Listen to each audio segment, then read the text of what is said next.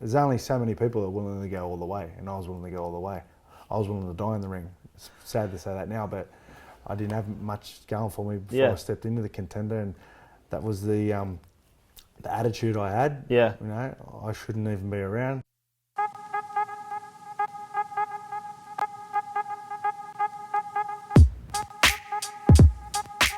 All right, so I guess the first thing that maybe we should talk about is like why, like fighting obviously is a very broad topic, broad subject, so like we'll come at it from a bunch of different angles. Yeah.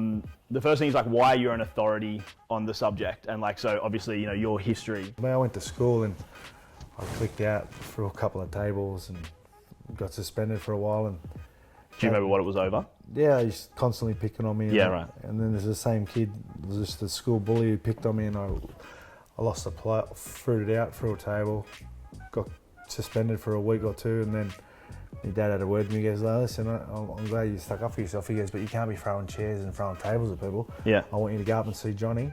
Johnny's going to show you how to hold your hands up, but you're not fighting. Yeah, I right. want you to be able to handle yourself. I Okay. said, all right.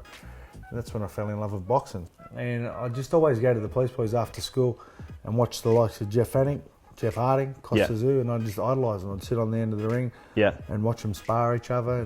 Just the atmosphere of the gym, sweat. It was like a sauna in there. I remember there was that many different boxes there, and I'd race up there after school, and you'd walk in the gym and they'd all blow up. Shut the door, because it'd have to be like a sauna because they're all making weight.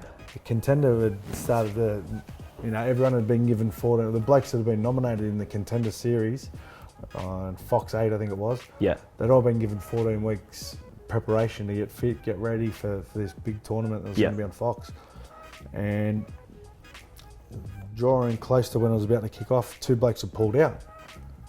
And Johnny rung me out of the blue, and you know, I was MIA at that stage. I was depressed, big time depressed, more or less had a death wish, on the piss all the time, just didn't want to be around. Okay. He rung me out of the blue and he said, Garth, son, it's Johnny here. And I knew Johnny's voice. I said, yeah, John.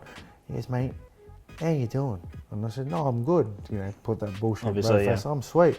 Hey, come on, son. I know you're not in a good place. I said, yeah. He goes, but I think I've got something where you can, you know, you can turn your life around. How like legit was the Contender? Because like so the Russian fight, like it's shot like it's Rocky, and like the punching sound effects, everything's like poof, and like it's just, you know, like it's very obviously cinematically shot like for TV, and that fight you're made to look like this brawler and you're falling outside of the ring and all this sort of shit. Like were there producers? No, was there any part of it that was worked, or was it all? Goes. The lead up to that fight, because I'd knocked out. What happened was I got the week off. I fought the Australian champion, knocked him out in the second round. It was a gruesome knockout. His name was Carney. Yeah. And then I was lined up to fight Oganov, who on record 33 fights, 31 knockouts, and then there was me, this fucking novice, 5 fights, just down and out kid, just been brought into the competition. So I was thinking, how the fuck am I going to, you know, even out this fight with this bloke? So I was living in the Ibis hotel next door to him, and there was a paper thin wall that separated us, or whatever it was, gyprock. Yeah. And I was thinking, I'm going to have to, you know, make it ugly or get in his head. That's the only way I'm going to fucking make it pretty even in this fight. Because this bloke had the best record. He had sleeping tablets in both hands. He could knock you out with any punch. So I've fine, I don't know what I'm going to do. Every night when I go for a run, I'm going to pump up the stereo system in the TV and just go for a road run for an hour so he can't get to sleep. So it's boom, boom, boom, boom. I've gone for an hour, I've come back, come up the lift. By the time I walk down the hallway, I hear boom, boom, boom. Garth, you fucking cunt. You fucking amateur. Turn off the TV, Garth. Fucking turn off the TV. I walk in and I go, fuck, this is exactly That's what I want. so good. So we get weighed in and he says, I'm going to kill you. So I've already got him. It's already working in my favour. He's off his game. Yeah. He's filthy. He's took it personal. Yeah. And you watch that fight when you get on footage, mate, it's an absolute car park fight. Like, mate, if you believe it, you're halfway there. Yeah. And, you know, you believe it and achieve it. You know what I mean? And I live by that.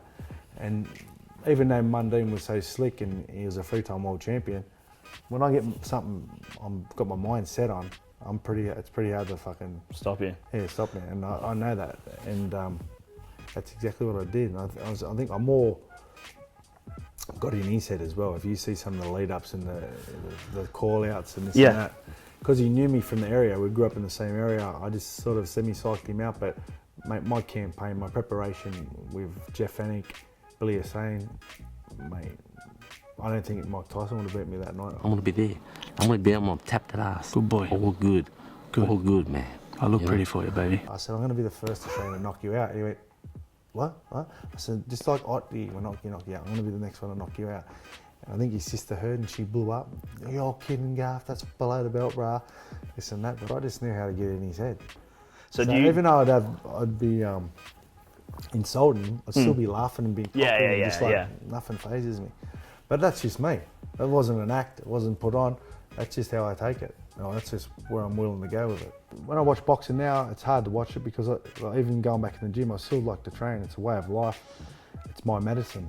But when I get too, like I get too deep into whatever I'm doing, I start to get itchy feet again and actually consider wanting to fight again. So this is going to be good when you watch Green and Anthony Mundine fight. Yeah. Because they're at a good weight and it's a comfy weight for me. Yeah. So I'd like to fight the winner if they're keen, but you know, I'd have to get serious back into training. But yeah, watching the likes of them, Yeah. I've had a little bit of it's like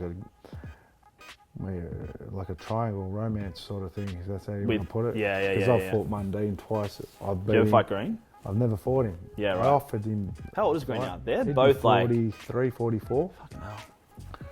But Because wasn't Mundine looking for a fight with Mayweather? Yeah, I don't know about that. Like, That's and he just sent that pipe letter, dream. and that was yeah. It's never going to happen. But yeah, Do you reckon Mayweather? He's even on Mayweather's radar? not at all. Yeah, right. If it makes money, it makes sense. I reckon Yeah. with us three, me, Green, Chalk.